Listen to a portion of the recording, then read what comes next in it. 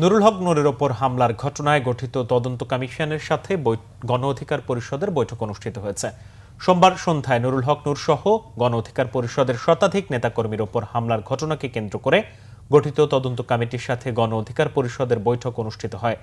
তদন্ত কমিশনের আহ্বানে এই বৈঠকে গণ অধিকার পরিষদের সাধারণ সম্পাদক মোহাম্মদ রাশেদ খানের নেতৃত্বে 6 সদস্যের একটি প্রতিনিধি দল অংশগ্রহণ করে।